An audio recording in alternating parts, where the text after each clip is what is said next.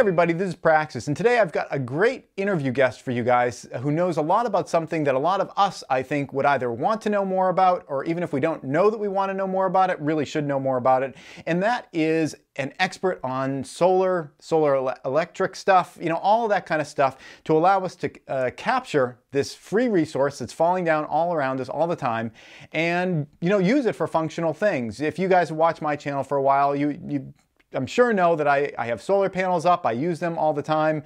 I use them to run my computer quite frequently when I'm editing Praxis videos. Solar is a big part of my life, but I'm still a kind of a dumbass when it comes to it. I sort of bumble my way through it. I have been almost electrocuted once yeah, using this stuff. So I'm still learning. There's still a learning curve. That should give you a sense of how much you should listen to me when I give you guys tips on it. So, as kind of like compensation for all the bad advice maybe that I've given you, I've got a great guest today. His name's Reed. He has a channel called Manifestation of Imagination, which was my favorite Disney World ride when I was a kid at Epcot Center. And he's agreed to sit down with me for several interviews to help get us all up to speed so we can all kind of be mini experts on how to do solar stuff. So hey, thank you very much, Reed, for joining me today. No problem. Glad to be here. Although, unlike Praxis, I got to learn all of my mistakes when I was very younger, because I started as a small child. And I set my bed on fire once, so take it with a grain of salt. All right, so this should be very informative to all of us, I'm sure.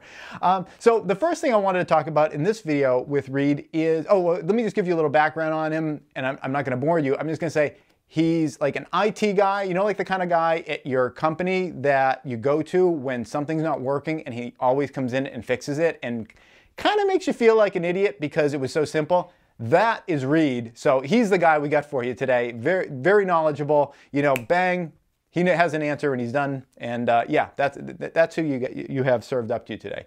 Okay, so first video, I want to talk about, I don't want to go into like these giant things, giant inverters, giant panels and everything like that, because I know for myself, when I first started, I started with a really simple system, and I think that was kind of a good way of doing it because of two reasons. One, it wasn't very expensive. It didn't cost me very much money, so I felt kind of comfortable experimenting with it, hence the near electrocution.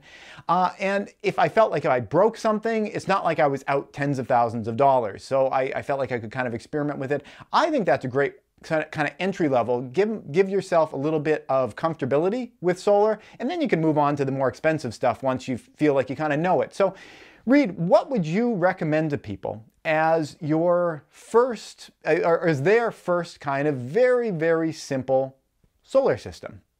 Well, I've got a surprising answer for you on that one.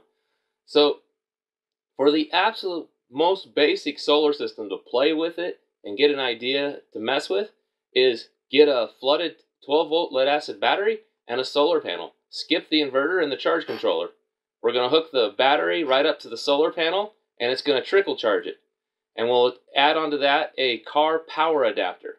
So what it is basically a tiny car electrical system you can play with. You can plug any car accessory like cell phone chargers, lights, fans, maybe a tea kettle into to play with. It's a great learning experience because you can kind of see how much power things take, how quickly you deplete your battery, and how long it takes to recharge it. Because if you pair, like, say, you go to Walmart and you buy any marine deep cycle battery out there, most of them there, like at Walmart, you'll see about 100 amp hours. And that's just a measure of how much energy the battery can store. And then you pair that, say, with like around a 30 or 40 watt solar panel. And because it's a flooded lead acid battery, what it does is when it gets closer to full, the acid starts to boil. It kind of boils off. It starts making gas. Electrolysis takes place and sort of self-moderates. And so it's sort of a system that you can not invest much money in, but play with to see, oh, hey, this solar panel, if I run like a rice cooker on this and I use up all this electricity, boy, it takes like 8 hours to get me some electricity back to replace that and stuff. So that I think is a really great little thing to play with. It's just a battery and basically a solar panel to sort of charge it or trickle charge it. Then once you've got a pretty good idea of how that's working, you can get yourself a little portable inverter and plug it into it to provide some 110 volt power. Okay, I've got a question for you. First off, you said that the type of battery you were talking about was a flooded lead acid battery, and I heard the word that the acid starts boiling in there. And the first thing I start thinking is like, oh, that sounds safe. Like, are there any dangers people should be concerned about using this kind of very simple system? I'm sure that if you know what you're doing, it's safe. Get people up to speed. What do they need to know? How to touch this thing and not touch this thing so they don't hurt themselves? Well, yes, a flooded lead acid battery is more dangerous. What it means is that the acid inside the battery is liquid. There are other types of lead acid batteries. You can see other ones that are called completely maintenance free, and they're totally sealed. Now, the only danger of why I did not say use one of those initially to play with is because when they overcharge, they tend to bloat, and they end up looking like some deformed thing as they bulge out and then eventually explode if they're overcharged too far. Because there's no way for anything to vent. They basically vent until destruction. I don't know if any of you guys have had, like, those UPS battery backup systems that you keep for running your computer and all that, and it starts complaining about its battery. So you take it out, and it looks like some deformed, cancerous growth thing, because it's like bloated and changed into such a bizarre-looking creature over time.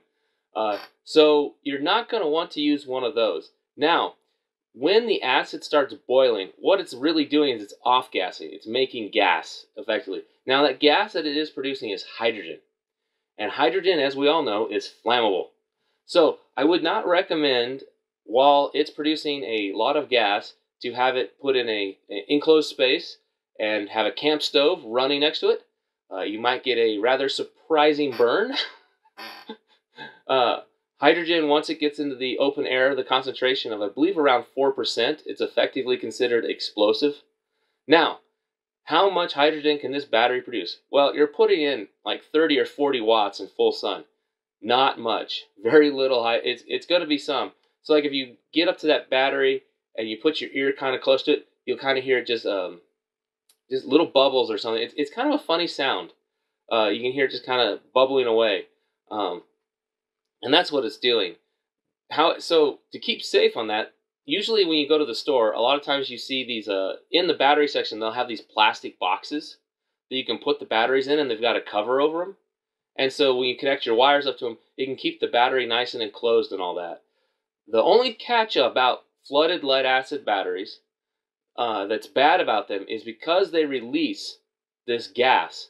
So like most everyone's familiar on their car, we open up the hood, we look at our battery terminals, and what is all this green stuff growing on these battery terminals that you got to scrape off and clean up? Well, that is the corrosion related to sulfuric acid exposure from the fumes that comes out of these things. It's the nature of these old style lead acid batteries. And so you kind of got to deal with that. And then the other problem is you don't want your electronics, like if you get it when we put an inverter on these things, we don't want the inverters exposed in the same space as our electronics, because over time that gas will get sucked into the electronics in most cases, and then slowly start eating away at the circuits. And then we end up with destroyed electronics, obviously. The ideal thing to do as we grow a solar system, and you get comfortable with this, is you plan to make a battery box. And that is a box that encloses and holds all the batteries, but it has a vent to the outside. So if your batteries are inside in like a garage or whatever, most people run like a PVC pipe out of the battery box that goes to a vent to get all the gas outside of the house. That makes me think about the idea of, winter's coming, and what temperature do you want to keep these batteries at? If they need to be venting outside. I've always been told batteries like to live in t-shirt weather. What is your sense on what kind of temperature you should keep these batteries at? Best temperature for a battery is 77 degrees Fahrenheit for lead acid. Now, as it gets warmer, what it does is it just causes the acid to boil off faster. So like the hotter it gets, I mean, there's an upper limit, obviously, but even at 100-degree heat, you're just going to boil off a lot more acid, and it changes the capacity slightly. Now, it's not too much of a thing. Now, on the reverse side, if a battery is discharged, a lead acid battery, that means what happens is inside the chemical reaction, that what was acid is now mostly water. So if you've discharged your battery and it's winter and it's cold, it can freeze. If it freezes solid, do not, under any circumstances, attempt to charge that battery. Very bad things happen. Usually what you see happens is you see the case crack and acid leaks everywhere. At the worst case, you end up with fires. Okay. So if you have a battery that freezes, it's essentially no good anymore, and you just you can recycle the cores. Yeah, but, yeah. I wouldn't mess with it. And once it's frozen, even after it thaws, you can get it to get some charge back into them. But when they're discharged that deeply, you're just basically scrapping the darn thing. The lead plates inside of them that make up the parts that interact with the acid to make the electricity, most often will end up warped. You'll end up with them touching each other, and so they short out. It's just pretty much useless at that point. Okay. All right, so let's just double back quickly and just to give people a sense of where they can get these things. I mean, it's easy to just say, oh, get yourself a flooded lead acid battery, get yourself a solar panel and everything. Where would you go to get these? Are these things you'd go to a website online? Can you go to a hardware store to get these things? Where would you go to get each of these elements that are in your very simple system? For the very simple system, we can get this stuff just about anywhere. Actually, a good place to go to is your local car parts. So you can go get yourself a cigarette lighter, or as what's now called a car power plug. That's what looks like the cigarette lighters that we can plug accessories into. You can find accessories you want to play with, like if you want some fans and stuff like that. You want to buy one, though, key point, that has an inline fuse. If you have any mistake with a wire, a battery can produce hundreds of amps, and you're effectively welding at that point. They are dangerous on that. A battery can produce a very large amount of current very quickly. So you want to get something with an inline fuse when we hook up to it. So you can get your flooded lead acid battery, your accessories, some fuses, some little things, and think of it as you're wanting to build a little car electrical system. And any of the guys at the counter can actually probably answer a ton of those questions related to car power and car electronics. So your local auto parts is a good place to take a quick look at. Now a solar panel, some of the car places sell solar panels for trickle charging, but I usually don't see them like 7 or 8 watts. But based on the size of saying like you want to play with a 100 amp hour battery, it'd probably be best to pair it with a 30 or 40 watt panel from the math, because otherwise you're going to end up, it's going to take, like if you put a 7 watt panel in there, it's going to take it, 3 days to recharge. I'm not sure you want to wait that long. A 30 to 40 watt panel can recover half of the battery's capacity in a full day, and you're not going to want to go deeper than half the capacity used. So a 30 to 40 watts is a good matchup for that. Now, where do we get that? A 30 to 40 watt panel can be found Amazon. If you have a Harbor Freight, they actually have some around that size. Occasionally, I have seen little solar panels that are about that big at Home Depot. Rare, very rare. And another good place, obviously, surprisingly, for something to mess with for cheap, eBay. And yes, they are cheap. They're not the best made panels, but they've got 2 wires and they usually function. Okay, well that's a great starting point for people. If you'd like to know anything more about what Reed was talking about, he has his own YouTube channel, and there's a link down below. It's Manifestation of Imagination. Again, remember my favorite Disney World ride. And he has lots more in-depth videos. Now, if you were terrified by anything that we talked about today and you're just thinking, you know what, thank you very much, but I would like to stay alive, there are a lot of other options for you, and one of the very popular ones are these kind of standalone units. A lot of people talk about the Kodiak units, a lot of people talk about Goal Zero units. In fact, I have a Goal Zero unit, and we're going to talk about that next time on the next interview with Reed, and he's going to talk about some of the positives about that, but there are also some negatives that you really need to know about if you're going to get into these really kind of quick, easy, maybe it feels a little bit safer kind of option that you can just buy everything together. So make sure if you're thinking about buying one of those, check out our next interview coming up next time. That's it. Thank you, Reed, for being with us, and we'll see you guys next time. Please subscribe for new videos all the time, and if you'd like to support this channel, you can do so either through Patreon or PayPal.